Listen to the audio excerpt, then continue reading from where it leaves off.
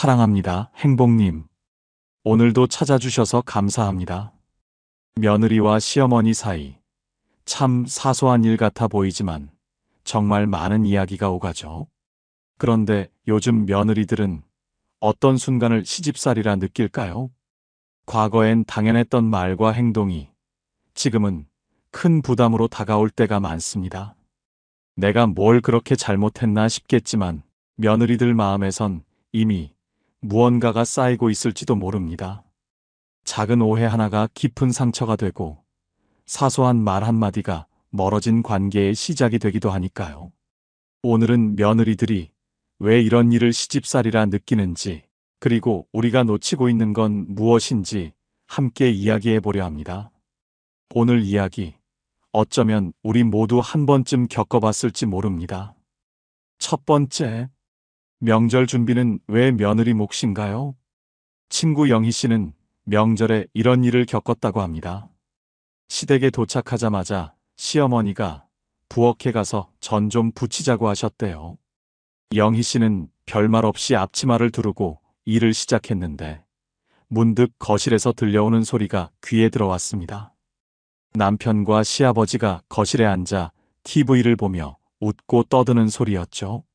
순간 영희 씨는 속으로 이런 생각이 들었습니다. 왜 남편은 저기 앉아 있고 나는 부엌에 있는 거지? 명절은 온 가족이 함께 보내는 날 아니었어? 그날 저녁 온종일 부엌에서 음식 준비를 하고 설거지까지 마친 영희 씨는 결국 지친 몸을 이끌고 방에 들어갔습니다. 하지만 마음속엔 여전히 답답함이 남아 있었습니다. 나도 좀 쉬고 싶다. 사실 명절에 며느리들에게만 일이 몰리는 이유는 과거의 관습에서 비롯된 경우가 많습니다. 시어머니 세대는 며느리는 명절을 책임지는 존재로 여겨졌고 그것이 당연한 역할처럼 받아들여졌습니다. 하지만 요즘 세대의 며느리들은 다릅니다. 명절은 가족 모두가 함께 보내는 시간이어야 한다고 생각하고 일은 공평하게 나누어야 한다는 가치관을 가지고 있죠. 문제는 이 두 세대의 관점 차이가 좁혀지지 않을 때 며느리들에게 명절은 기쁨의 날이 아니라 무거운 짐으로 다가온다는 겁니다. 퇴계 이황은 이렇게 말했습니다. 사람을 대할 때는 스스로의 기준을 상대에게 강요하지 말라. 그 마음을 살펴 존중하라.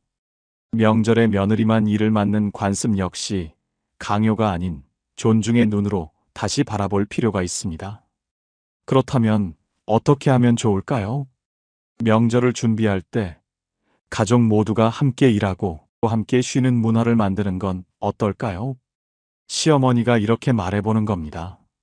명절은 우리 모두가 즐기는 날이니까 이번엔 각자 맡을 일을 나눠서 해보자. 이 한마디는 며느리에게 큰 위로와 안도감을 줄 수 있습니다. 여러분, 명절은 누군가의 희생 위에 완성되는 날이 아닙니다. 가족 모두가 함께 만들어가는 따뜻한 날이 되어야 하지 않을까요?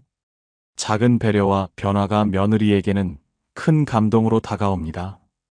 그 변화가 결국 명절을 진정한 가족의 날로 만들어줄 것입니다. 두 번째, 혹시 현관 비밀번호 알려달라고 하시나요? 비상 상황에 대비해야지. 현관 비밀번호 좀 알려줘. 여러분, 이 말 한 번쯤 며느리에게 해보신 적 있으신가요? 겉으론 단순한 부탁 같지만 며느리들에게는 전혀 다르게 들릴 수 있습니다. 우리 집인데 왜 비밀번호를 알려달라는 거지? 처음엔 당황하고 마음속에서 이런 생각들이 떠오르기 시작합니다. 혹시 내가 없을 때 들어오시면 어떡하지? 샤워하고 맨몸으로 나왔는데 마주치기라도 하면? 현관 비밀번호는 단순한 숫자가 아니에요. 그건 내 공간과 나를 지키는 최소한의 경계입니다. 그 경계를 무너뜨리라는 요청은 며느리들에게 불편함 이상의 감정을 남깁니다. 특히 현대사회에서 개인의 공간은 곧 쉼터이자 유일한 피난처의 의미를 갖고 있습니다. 이런 곳에 누군가 허락 없이 들어올 수 있다는 상상만으로도 불안해지는 거죠. 사실 시어머니 세대와 며느리 세대는 가족을 바라보는 관점 자체가 다릅니다. 시어머니 세대는 가족이니까 모든 것을 나눠야 한다는 대가족 중심의 문화를 경험했습니다. 그러나 요즘 며느리들에게 가족은 가까운 사이일수록 서로의 경계를 지켜야 한다는 개념에 더 가깝습니다. 이 차이를 이해하지 못하면 현관 비밀번호 같은 작은 일이 큰 갈등으로 이어질 수 있습니다. 심리학적으로도 경계 설정은 개인의 심리적 안정감을 결정짓는 중요한 요소입니다. 경계를 허물려는 무심한 말 한마디가 상대방에게는 나는 내 사생활을 존중하지 않는다는 메시지로 들릴 수 있습니다. 여러분, 한번 생각해 보세요. 가까운 친구나 직장 동료에게도 내 집 비밀번호 알려줘라고 쉽게 묻지 못하잖아요. 그런데 왜 며느리에게는 당연하다고 여겨지는 걸까요? 법적으로 가족이라 해서 그 마음까지 즉시 가족이 되는 건 아니니까요. 퇴계 이황은 이렇게 말했습니다. 사람의 마음은 먼저 움직이려 하지 말고 깊이 헤아려야 한다. 가족 간의 사랑과 신뢰도 강요가 아니라 헤아림에서 시작됩니다. 그러니 현관 비밀번호를 묻기 전에 한번 생각해 보세요. 이게 정말 필요한 걸까? 혹시 내가 당연하게 여긴 것이 상대방에게는 불편함으로 다가오진 않을까? 가족이란 물리적인 비밀번호를 공유하는 사이가 아니라 서로의 마음을 지키고 존중하는 관계입니다. 현관 비밀번호 대신 마음의 문을 여는 가족이 되어 보세요. 그 배려가 며느리에게 진짜 가족으로 다가가는 첫걸음이 될 겁니다. 세 번째, 연락 좀 자주 해라. 민정 씨는 주말 아침 가족들과 오랜만에 여유로운 브런치를 즐기고 있었습니다. 하지만 그 평온함은 휴대폰의 알림 소리와 함께 깨져버렸습니다. 시아버지에게서 온 메시지였습니다. 연락 좀 자주 해라. 너희 바쁜 건 알지만 요즘 참 외롭구나. 그 한 줄이 민정 씨의 얼굴에서 미소를 사라지게 했습니다. 평화롭던 아침이 갑자기 무거워진 순간이었죠. 며칠 전에도 시부모님은 전화로 왜 이렇게 연락이 안 되니? 전화 한 번 하기가 그렇게 힘든 거냐? 며 서운함을 표하셨습니다. 요즘 세대의 며느리들은 이런 말을 단순한 소통 요청이 아닌 압박으로 느끼곤 합니다. 민정 씨도 그랬습니다. 일, 육아, 살림으로 정신없이 돌아가는 일상에서 시댁에 자주 연락을 드리는 것은 결코 쉬운 일이 아니었습니다. 답장을 쓰다 말고 휴대폰을 내려놓던 민정 씨는 한숨을 내쉬며 생각했습니다. 무슨 말을 해야 하지? 이제 할 말도 없는데. 잠시 후 남편 재훈 씨가 물었습니다. 뭐야? 또 부모님이야? 민정 씨는 터질 듯한 감정을 억누르며 대답했습니다. 또 연락하라네. 난 나름 최선을 다하고 있는데 왜 항상 나만 이런 얘기를 듣는 거지? 재훈 씨는 한숨을 내쉬며 말했습니다. 그냥 엄마 아빠가 외로우신가 보지. 연락 한번 해드리는 게 그렇게 어려워? 그 말에 민정 씨의 얼굴이 굳어졌습니다. 당신은 왜 항상 나보고 다 이해하라고만 해? 당신이 연락하면 되는 거 아니야? 그 순간 둘 사이의 공기가 팽팽해졌습니다. 재훈 씨는 머리를 극적이며 방을 나갔고 민정 씨는 답답한 마음에 브런치조차 즐길 수 없었습니다. 시부모님의 연락 요구로 또다시 부부간의 갈등이 일어난 것입니다.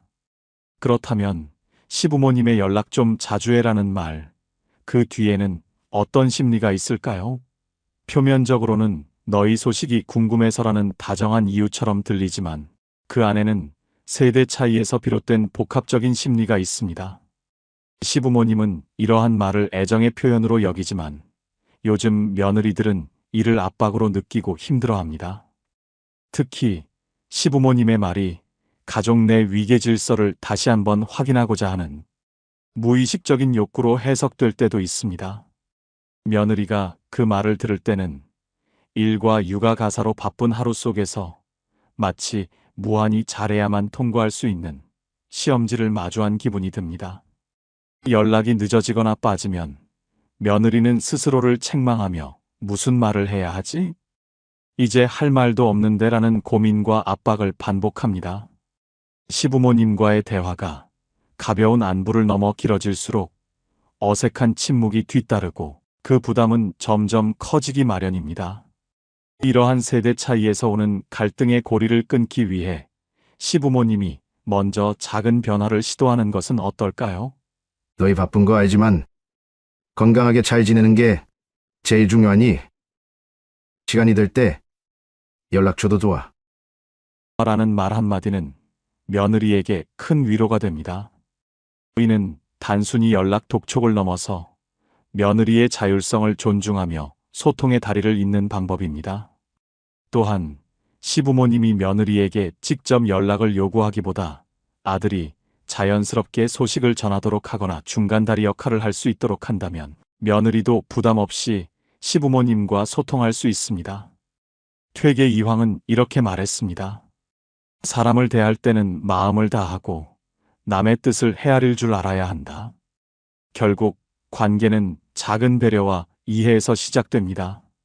시부모님과 며느리 사이의 연락이 부담이 아닌 진정한 소통의 순간으로 바뀌려면 서로의 마음을 헤아리고 존중하는 노력이 필요합니다. 그럴 때 연락은 단순한 의무가 아니라 서로를 따뜻하게 감싸는 다리가 되어줄 것입니다. 네 번째, 아기 언제 낳을 거니? 손자 언제 낳을 거니? 요즘은 다 늦게 낳는다지만 그래도 너무 늦으면 안 된다. 여러분, 혹시 이런 말을 며느리에게 해보신 적 있나요?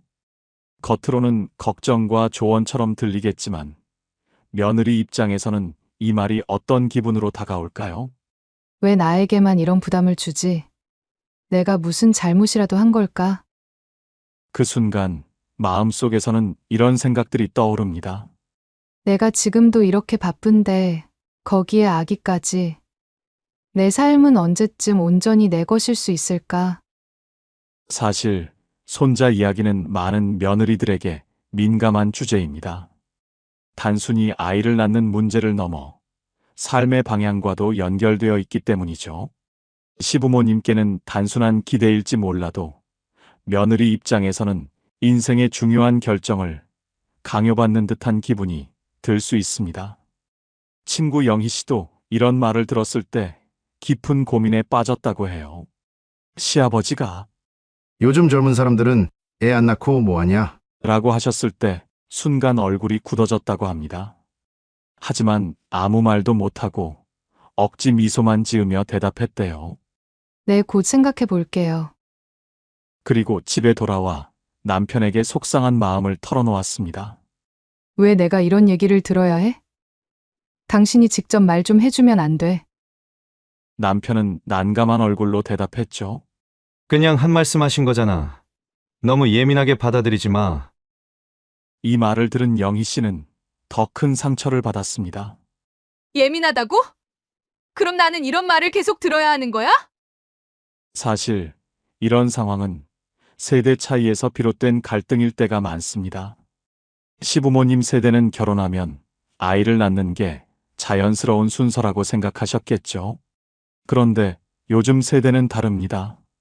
아이를 낳는 것은 개인의 선택이고 더 신중히 고민해야 할 문제로 여깁니다. 여기에 경제적인 부담, 경력 단절의 두려움, 그리고 개인의 삶에 대한 가치관까지 얽혀 있죠. 그래서 이런 질문은 며느리들에게 단순한 궁금증이 아니라 내가 충분히 잘하지 못하고 있다는 압박으로 느껴질 수 있습니다. 퇴계 이황은 이렇게 말했습니다. 말 한마디가 사람을 구하고 말 한마디가 사람을 망친다. 아이를 낳는 문제처럼 민감한 주제일수록 상대방의 입장을 헤아리는 한마디가 중요합니다. 그렇다면 어떻게 표현하면 좋을까요? 아이 낳는 건 너희의 중요한 선택이니 너희가 편하게 결정하길 바란다. 어떤 선택을 하든 우린 항상 응원할게. 이 한마디는 며느리에게 나를 존중해주는 가족이라는 따뜻함을 전달합니다. 여러분, 손자 이야기는 단순한 농담이 아닙니다. 그 말이 상대방의 삶에 얼마나 큰 영향을 미칠지 한 번 더 생각해 보세요. 그 배려가 시부모님과 며느리 사이를 잇는 든든한 다리가 되어줄 것입니다. 5번째, 육아 참견. 아이는 그렇게 키우는 게 아니야. 내가 애 키울 땐 다 이렇게 했어. 혹시 이런 말을 며느리에게 해보신 적이 있으신가요? 시어머니 입장에선 단순히 경험을 나누고 조언한 것 같지만 며느리들은 이 말을 듣는 순간 이렇게 받아들일 수 있습니다. 내가 엄만데 왜 이렇게 간섭하지? 육아는 부모에게 있어 굉장히 민감한 영역입니다. 아이를 키우는 방식은 단순한 방법의 문제가 아니라 부모로서의 자존감과 연결되어 있기 때문이죠. 이런 상황에서 간섭처럼 들리는 말 한마디는 며느리의 마음을 무겁게 하고 육아의 부담을 한층 더 크게 느끼게 만듭니다. 여기서 더 중요한 건 경계입니다. 내가 아이를 직접 돌보지 않는다면 며느리의 방식을 존중하는 것이 우선입니다. 너희가 알아서 잘하고 있겠지. 나는 믿어. 이 말은 며느리에게 나는 내 방식을 존중하고 있어 라는 메시지를 전합니다. 반대로 내가 아이를 돌보고 있는 상황이라면 내 역할을 분명히 하는 것이 필요합니다. 내가 보는 동안은 이렇게 해볼게. 너희가 맡을 때는 너희 방식대로 해. 이렇게 경계를 명확히 설정하면 불필요한 갈등을 피하고 서로의 역할을 인정하는 관계를 만들어갈 수 있습니다. 율곡 2인은 이렇게 말했습니다. 사람을 대할 때 말은 부드럽게 하고 마음은 깊이 헤아려야 한다. 육아도 다르지 않습니다. 조언보다 신뢰가, 간섭보다 배려가 더 큰 변화를 만들어냅니다. 여러분, 육아는 정답이 없는 영역입니다. 가족 간에도 각자의 방식을 인정하고 존중할 때 진정한 협력이 시작됩니다. 작은 배려와 믿음이 며느리와 시어머니 사이를 더 깊고 따뜻한 관계로 만들어줄 것입니다. 우리가 무심코 던진 말 한마디가 누군가에게는 깊은 상처가 될 수 있습니다. 며느리들이 시집살이라고 느끼는 건 말 속에 담긴 무게 때문일지도 모릅니다. 작은 배려와 존중이 관계의 벽을 허물고 진짜 가족으로 다가가는 첫걸음이 됩니다. 오늘 이야기, 여러분의 따뜻한 변화를 이끄는 계기가 되길 바랍니다. 혹시 여러분도 며느리로서 이런 말을 듣고 마음이 불편했던 경험이 있으신가요? 아니면 시어머니로서 며느리에게 건넨 말이 걱정으로 남았던 적은요? 댓글로 여러분의 이야기를 나눠주세요. 서로의 경험이 더 많은 분들에게 따뜻한 배려를 전할 수 있을 것입니다. 이 영상이 필요한 분들께 공유해 주시고 구독과 좋아요로 저를 응원해 주세요. 여러분과의 소중한 연결이 저에게 큰 힘이 됩니다. 오늘도 여러분의 행복을 빕니다. 이상으로 행복 주문서였습니다.